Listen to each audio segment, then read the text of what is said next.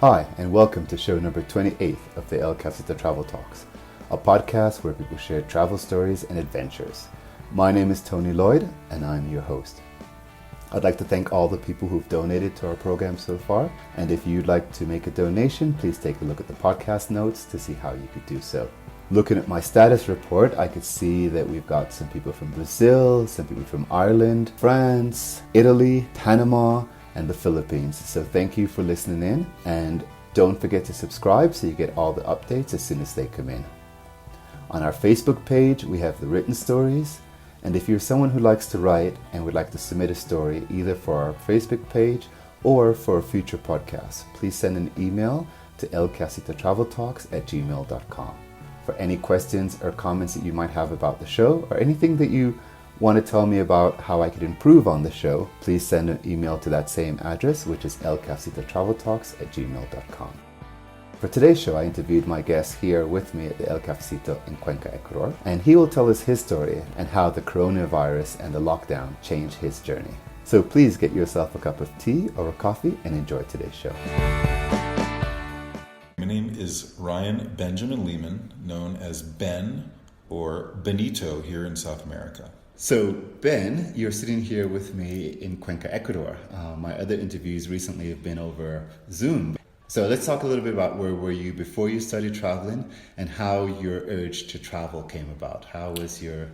Yeah, absolutely. I've called Western Colorado home for the last 7 years. And it's the longest I've spent in one spot since I was living at home before going off to college. So I work as a independent professional photographer, have my own small business. I shoot photography and video, aerial and stills, and edit them together and have a lot of fun helping individuals and businesses and families and stuff like that. I also love exploring and taking nature shots and getting more and more interested in conservation photography. So I have a friend who also has a home base in Colorado, but his name is Weston Boyles. He is the executive director of and founder of a nonprofit called Rios to Rivers. Rios being the Spanish word for rivers. The point of what they do is to create future river guardians. And so we do this through adventure educational interchanges or exchanges between students, youth, usually teens, from different watersheds. This came about because of a kayaking trip that Weston did years ago in southern Patagonia in Chile with a group of students from Colorado years ago. And I was actually brought on as a photographer and videographer, volunteer, and just had a blast. So that sounds like something you started to do once you got into the habit of, say, okay, you wanted to travel. Mm-hmm. But when did your curiosity to travel come about? I was fortunate to have parents who were not, we wanted to do vacations. I saw snow for the first time when I was 5 or 6. And I remember as a teen or an early adolescent going on a tour of the Western National Parks. And my first time out of the country was to Belize in Central America when I was like 11, and was able to go back there and just being a Boy Scout and camping out and stuff like that was always interesting to me. So you basically grew up with the travel bug. Yeah, I was never afraid of going somewhere that was different than where I was. When I was in college, I lived in Alaska for a summer, and I lived in New Zealand for a year during university, studying down in the South Pacific, and have volunteered a few times in Guatemala, and just love it. Yeah, okay. I love it. And what did you study in college? I majored in English creative writing with a minor in environmental studies. Okay. On this particular trip that you're on right now, tell us about that. Tell us about what this journey was and how this journey was planned. Yeah, the plan was to go down to Argentina in late January, do this amazing 200-mile kayaking expedition with these river activists and get photos and videos for the nonprofit that my friend runs. Mm-hmm. Then travel overland to Chile, spend some time in the Aysén region and visit lakes and go hiking and horseback riding and playing around, and then fly back up to Ecuador, where I was a really fortunate Peace Corps volunteer years before. So I lived in Ecuador 2006, 7, part of 2008, and I was very excited to spend about a month just traveling Ecuador, visiting the places I wasn't allowed to go when I was a Peace Corps volunteer, really spending some quality time at my old Peace Corps site that I just loved dearly, and then making my way back to Colorado, which was planned for probably mid to late March. And then the pandemic hit right in mid-March, and everything got locked down, and I've been happily isolated here since then. And yeah. So do you remember the first few days? What were your thoughts when they were telling you, okay, the pandemic is upon us? What were some of your early thoughts on there? Where were you at that moment, and what were some of your early thoughts? When it happened and things began to shut down, we were told like 2 more days and then everything's done. I was sick with what I am pretty sure was coronavirus. So I was about to buy my ticket back to the US and was going to plan to go visit Zaruma before. This is my Peace Corps site. Get that off my chest and then get on out of here. And the fact that I did not get to see my Peace Corps site, I think, was a huge reason why I did not return. I was very much planning on doing that. And I just felt like I'm not done here. It's important to me. If the pandemic is as serious as we're hearing, I don't know when I'll be able to get back to Ecuador, and I'm going to take the opportunity while I'm here to do it. And there was also the tingle of excitement. There was also the feeling like, oh, I'm saved by the bell. I don't have to go back to the old life just yet. There was a lot of things within me, the adventurer that I'd love to inhabit, getting an opportunity to be that person, and I was really excited about that. Just was left with a fully furnished apartment and took over the rent and yeah, began to do the other things and just entrench myself into this chapter. So when we were in complete shutdown here back in March, April, May in Ecuador, where we couldn't go out after 2:00, where you were in an apartment here in Cuenca at the time? That's correct. Just a couple of blocks away from the Tomebamba River.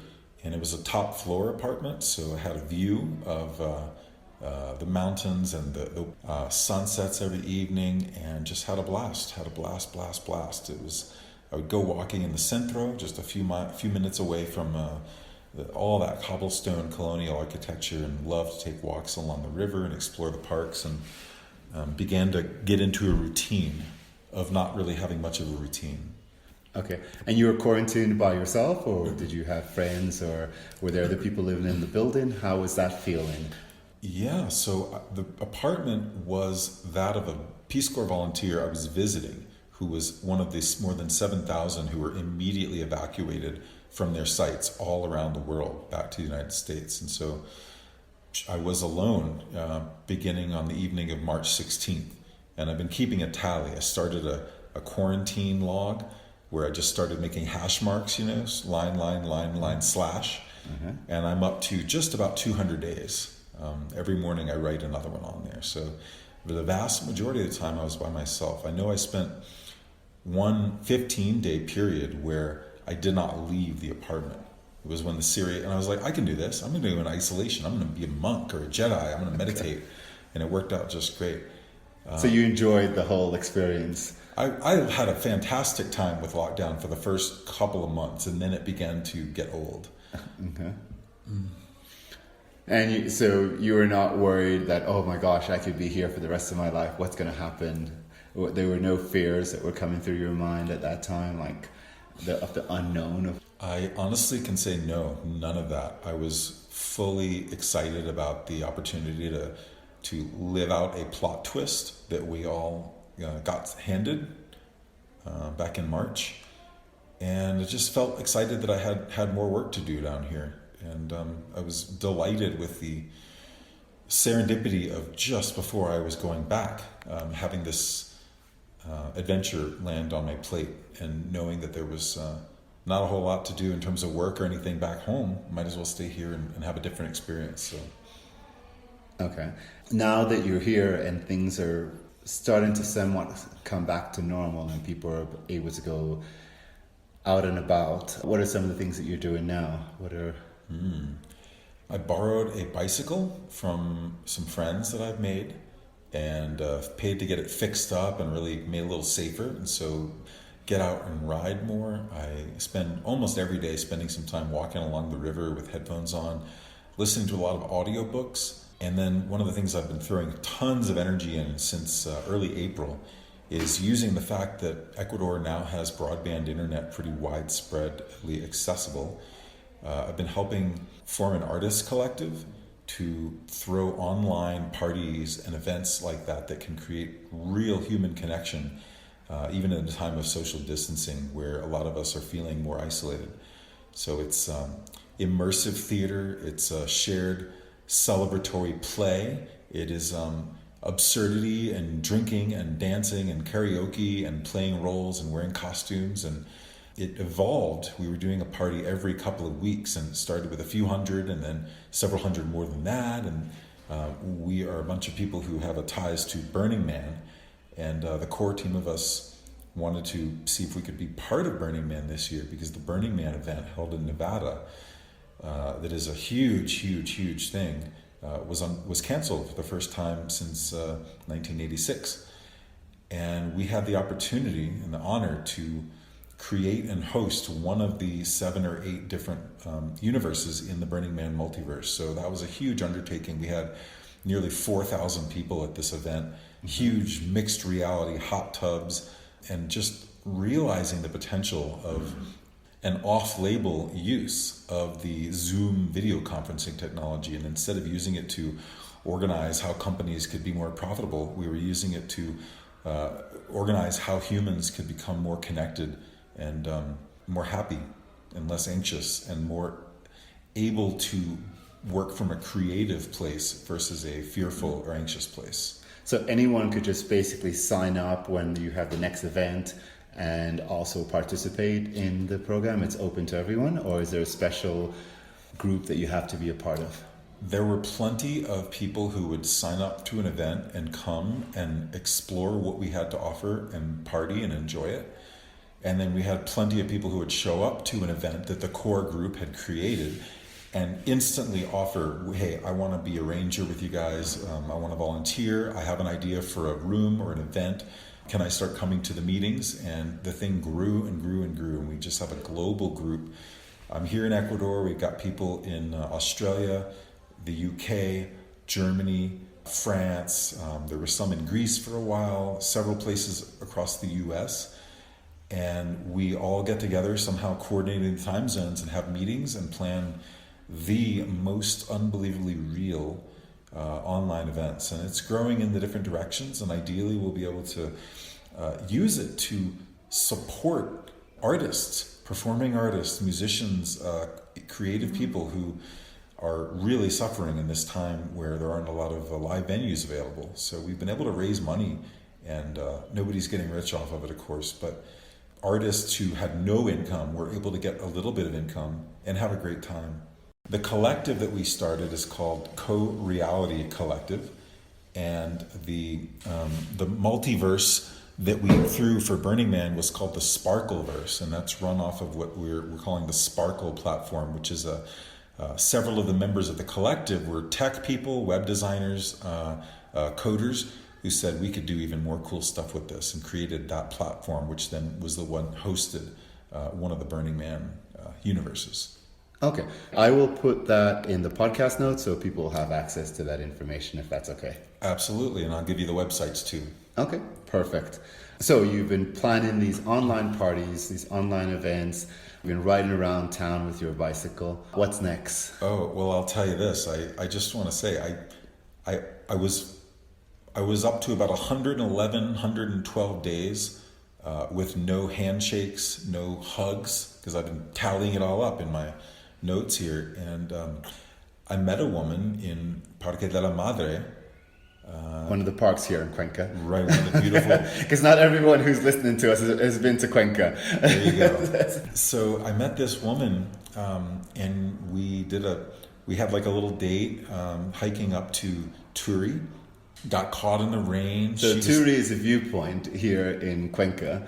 It's one of the points in where you could see the whole city from, and there's a famous church up at the top. Right, there's this beautiful stairway that you have to kind of climb up, and it's a decent little workout if you're not used to the altitude here and hiking upstairs. And so we hiked up there, and we got caught in this pouring, freezing cold rain, and had to huddle together. And one thing leads to another. So I had a beautiful novia that came out of the pandemic too. That has just been great. I love the opportunity to learn new words and to be schooled in how terrible my Spanish is by somebody who's a native speaker. She's from Venezuela. And It's been another part of the experience. It's just a lovely, colorful bit of depth to what's been So going we can on. call it love in the time of pandemia. Love in the time of Corona. So does this mean that do you see a future here? Well, not necessarily a future as to say whether or not you're going to get married or not, but do you see a future in Cuenca for yourself? Thank you for the clarification. The way I would word it is this. I am getting the hell back to the United States. I have a ticket to go back to Colorado on October 11th. I'm going to visit with friends. I'm going to visit with family. I'm going to pick up some clothes and some camping gear and some equipment and some computers, and I'm getting my butt back down here. Cuenca is going to be the setting for the next chapter or a few from my life. I love it here, and it's so lovely to see how it's changed and evolved and grown in the last 12 years. And I think I have a lot to offer. And as a photographer, I like being in the right place at the right time to view something from a new perspective and hopefully be able to share the way that I see things with other people who don't have that perspective. So the opportunity to be down in South America, 3,400 miles from my usual or most recent home, is something that doesn't feel like I want to pass it up. And obviously, we're in a state of really great change in the United States. And I think that I can serve my country best by taking advantage of the opportunity to see how things go in a removed point of view with a little more objectivity than if I were right in the middle of it. So yeah, I love Cuenca. There's going to be a future here for me, and it's my mold to break and my story to write, and I'm just so glad I met you to make it more colorful. Okay, so it's actually quite interesting how people's journey will change as a result of Corona, how Corona has reformed a lot of our lives. So for some businesses, it requires a whole restructuring of the business, and for individuals, it's requiring a whole restructure and a whole new direction. And so I think it's really great that you've chosen Cuenca as your new direction. What do your friends or family back home, have you spoken to them about the idea that you might be moving to Ecuador? At first, earlier in the lockdown, when I told them that I wasn't going to come back immediately, they were fully understanding. There was no international flights or international travel, and they're like, if you feel safe, just hunker down, man, we're all in this together. As things began to open up, I began to get more and more questions. When are you coming home? When are you coming home? And in my heart of hearts, I just wasn't feeling a very strong magnetic pull to go back to what the setting of my story was before the plot twist that we all experienced. My folks, I was concerned about them. They took on the adopted dog that I'd had for a year or so. And my mother did tell me, I don't think you're going to get her back because we love her too much. So it took me right out of the worry of, oh man, they're pissed that they have to deal with my dog. They're very happy that they've got her, and I know that she's in good hands. I've heard frustrations from friends who would like to visit and see me, and I totally get that. But at the same time, They can come and visit you here. I said, you can come and visit me here, man. $3 for a haircut. Come to haircut tourism. You know what I mean? It's so affordable here. And a lot of people that I've explained my situation to over the months have said, well, it sounds like you're in a better place in here. Just stay away. The fires are making it impossible to breathe, and there's violence in the streets, and people are going nuts and like beating each other up trying to buy toilet paper. Just stay where you are. If you're good, you're good. So I have concern about disappointing people. That's part of it. I have a community. I have things that I'm in charge of. But I also know that there's a million ways to skin a cat, or more than one way to communicate. Thank you, to communicate. And I'm happy to say, look, I'm gonna do what feels great for me right now. I'm gonna meet what the moment is calling for. Okay. Yourself, was there a moment where throughout all of this that you had a doubt where you're like, no, maybe I should just go home? This is not Was there a moment of doubt? Plenty of moments of doubt. Okay. Plenty of turmoil, plenty of questioning. Where is the gravity of the universe pulling me right now? Is it to stay here? Feels pretty amazing here for lots of reasons, but is it sustainable? What if things get really bad? What if there's really bad civil unrest at home? Will I want to just watch it go down on the news and not be able to help and participate and contribute and be part of the solidarity of the community that needs to happen? Or am I better able to serve in a stranger way with the online work that I've been doing that I spoke about? Maybe I could be more effective at reaching more people around the globe with a slower pace of life, lower cost of living, and the ability to focus more time online. Plenty of doubt, yeah. Okay. So it's not without doubt, but your new home for a while will be Cuenca Ecuador. Yes, I'm feeling that. More and more conviction. Even today, from this morning till now, it's been growing. It's working for me, and I love it. And I'm not somebody that wants this chapter of life to read just the same as the last chapter. I came here for the experiences, and this is a lovely experience to share. Okay, to wrap this up a bit, we're going to talk a little bit. If you've traveled up from the south, from Argentina and Chile, and then you get to Cuenca, and then all of a sudden you're in shutdown, what would be something that you would say that you've learned from this that you'd like to share with others? I would say that something I had been knowing and believing for a while got reinforced in a beautiful way. I'm from the South. I'm from New Orleans originally, and there's a Mississippi writer named Samuel Clemens, or Mark Twain. He's got a quote that says, "Travel is fatal to prejudice." I love travel all my life, and here I am in with another opportunity to recognize how Ecuadorians do things differently than people in the United States do. Just like people in the United States do things differently than people in Japan do, and like Russia and other parts of South America and places in Africa and Rome. There's no one right way to live. And I think that when people are able to travel and go to other cultures where the material wealth might be different, where the value systems may not overlap in perfect ways, when the way things are organized and the way people have a relationship with personal power versus just fate, you recognize that it's okay, that people are happy in all kinds of different living situations. And when someone says such and such a way to live is the best way, the ultimate way, the pinnacle of all human civilization and achievement, travel allows you to say, no, it's not. No, it's not.